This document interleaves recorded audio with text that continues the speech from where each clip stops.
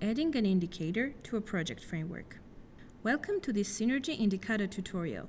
Now we are going to guide you through the simple process of adding indicators to a project framework. Let's get started. To add an indicator, first go to your project results framework. Then select the framework level you want to add an indicator to. In our example, it is the reduced rate of infection and acquired disease output. Click it and select the Add Indicator option.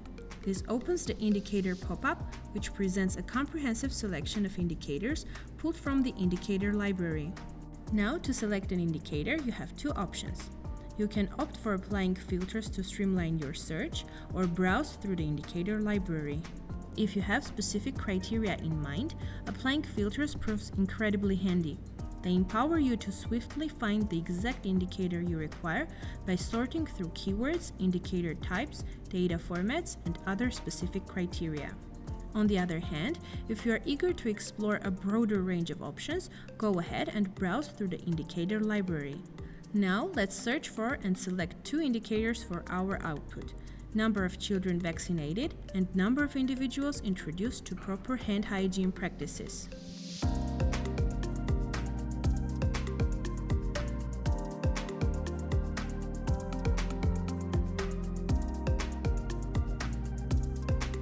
Before you make your final selection, here's another useful feature: Indicator Preview.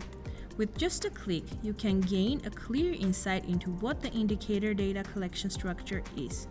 Once you've found your indicators, select the checkboxes next to their names and click Add. And just like that, your chosen indicators are now linked to your output, giving you a possibility to collect indicator data and measure progress.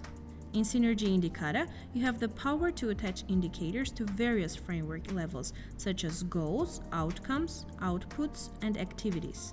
And here's the beauty: you can configure to restrict adding indicators to a certain level to suit your project's distinct needs.